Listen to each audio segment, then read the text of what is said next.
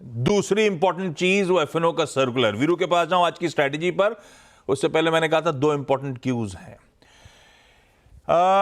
जो सर्कुलर आ गया है सामने, उसमें 6 इंपॉर्टेंट चीजें हैं और वो डेट के साथ ब्यूटीफुली प्रोड्यूसर साहब ने लिख दी है। ऑप्शन प्रीमियम का अपफ्रंट कलेक्शन होगा ऑप्शन बायर्स से। वैसे कहा जाता है ज्यादातर ऑलरेडी कलेक्ट करते हैं। कैलेंडर स्प्रेड का ट्रीटमेंट एक्सपायरी डे पे हटा दिया गया है। बेसिकली वो बेनिफिट्स ऑफसेटिंग पोजीशंस के अक्रॉस डिफरेंट एक्सपायरीज वो अब अवेलेबल नहीं होंगे एक्सपायरी डे पे। पोजीशन लिमिट्स की इंट्राडे मॉनिटरिंग 4 बार स्क्रीनशॉट्स लेना वगैरह वगैरह ठीक है, प्रोसीजरल है और जनरली एक्सचेंजेस को करना है, इससे ज्यादा कुछ नहीं है। चौथा, अब इंपॉर्टेंट ज्यादा कॉन्ट्रैक्ट साइज इंडेक्स डेरिवेटिव्स के जो हैं वो बढ़ाया जा रहा है। 5 से 10 लाख थे जो 2015 में सेट करा गया था कॉन्ट्रैक्ट साइज, बढ़ाकर अब जब नए कॉन्ट्रैक्ट इंट्रोड्यूस होंगे मिनिमम 15 लाख के होंगे और 15 लाख से 20 लाख का वो बैंड होगा लॉट साइज का। वीकली इंडेक्स डेरिवेटिव प्रोडक्ट्स के रैशनलाइजेशन की भी बात कर दी गई है। एक एक्सचेंज, एक वीकली एक्सपायरी।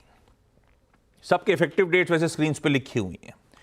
और एडिशनल ईएलएम 2% का शॉर्ट ऑप्शंस कॉन्ट्रैक्ट पे वो लगाया जाएगा।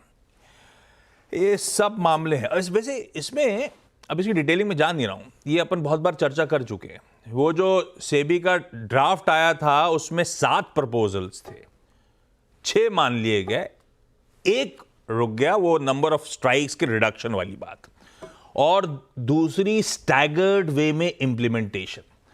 तो बाजार ने इतने समय से सब कुछ डाइजेस्ट कर रखा था, जो डाइजेस्ट कर रहा था उससे तो बेहतर ही है। बेहतर इन द सेंस वो आ गया हुआ वो ठीक है, पर हम कब से प्रिपेयर कर रहे थे, सरदर्द था हमारे लिए। एक तो स्टैगर्ड वे में इंप्लीमेंटेशन और थोड़ी सी रियायतों के साथ इंप्लीमेंटेशन। और एनीबडी इज गैस से पता नहीं कितना इंपैक्ट करेगा वॉल्यूम्स पे। वीकली एक ही एक रह जाएगी तो ऑब्वियस है कि इंपैक्ट आएगा। ब्रोकरेजेस के ऑलरेडी सिस्टम्स इन प्लेस हैं, एग्रेसिव थे, वो वीकली एक्सपायरीज को लेकर रीएडजस्टमेंट्स करने पड़ेंगे।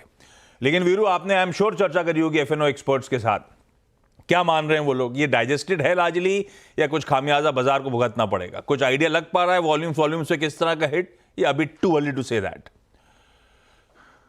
है, देखिए जो ड्राफ्ट सर्कुलर था उसकी तुलना में तो इसकी शार्पनेस कम है, पहली बात तो ये। हाँ। ठीक है ना। दूसरी बात, एंट्री बैरियर्स रिटेल के लिए थोड़े से इंडेक्स में हो जाएंगे expensive, but over the time I think ये एडजस्ट हो जाएगा आशीष, उसका बहुत स्ट्रॉन्ग इंपैक्ट नहीं पड़ेगा, पहली बात।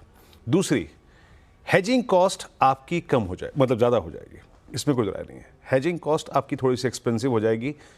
जो तीसरी चीज़ जो मैं मानता हूँ बहुत अच्छी होगी, ये निफ्टी बैंक की और मल्टीपल एक्सचेंजेस की multiple expiry during the week, ये अननेसेसरीली इंडेक्स में और क्रिटिकल स्टॉक फ्यूचर्स में वोलेटिलिटी लेके आते थे। ये इनका कम होना ना आशीष, फ्रेंकली स्पीकिंग, ये जो अननेसेसरी वाइल्ड वोलेटिलिटी होती है उसको कम कर देगा। तो मेरे ख्याल से 3 पहलू हैं। हेजिंग कॉस्ट बढ़ जाएगी, वोलेटिलिटी कम होगी, जो कि एक मैच्योर्ड मार्केट के लिए अच्छा चीज़ होती है, अननेसेसरी वोलेटिलिटी।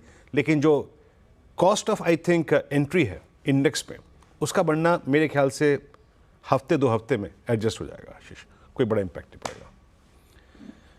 और इतने दिन से हवा मचा ही हुआ था, तो एक बार वो ओवरहैंग छटना भी वैसे पॉजिटिव होता है। खैर आज एक नीजक रिएक्शन जरूर हो रहा होगा, देखते हैं किस तरह का रिएक्शन होता है। इस पे आज हम दिन भर चर्चा करते भी रहेंगे।